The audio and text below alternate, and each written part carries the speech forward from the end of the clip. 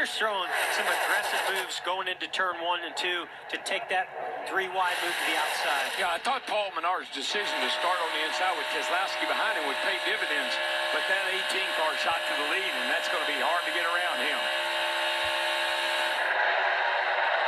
Menard peeks out from behind Kyle Busch. Here comes the 21, the Wood Brothers Ford, and Keselowski looks to the outside of him. That looked easy. Yeah, it did. I was going to say, Paul Menard showing some muscle here early on. Wow.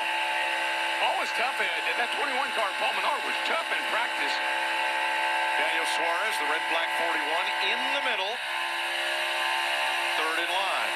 We saw these cars dancing around a lot here a year ago, dancing around a lot in the draft yesterday with that spoiler so low. I'm curious to see how long it's going to take these cars to start moving around here in this draft today. Kyle Busch went from the lead to 8th in half a lap. Yep. And the reason that happened is because so many chose that outside lane.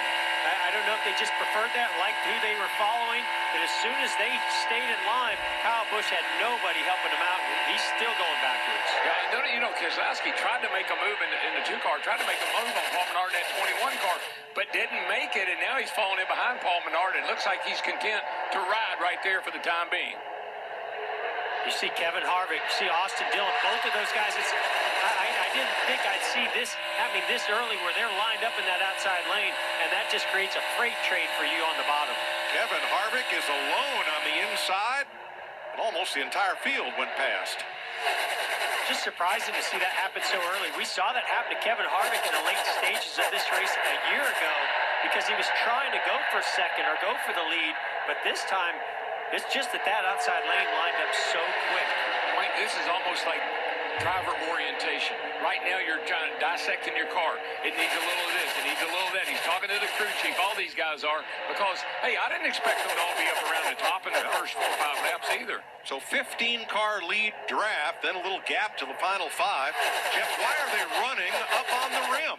Up on the top of the racetrack. Yeah, you know, to me it just seems like an easier way to protect.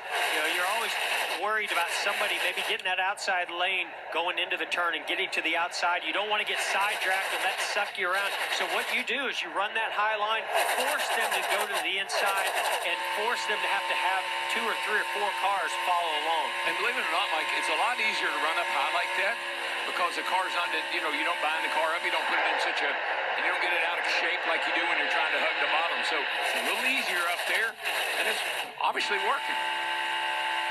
5 complete this time by 5 Fords, and Alex Bowman Chevrolet in the top half dozen. And the other thing I would add to that, Mike and Darrell, is it really is dictated by that leader.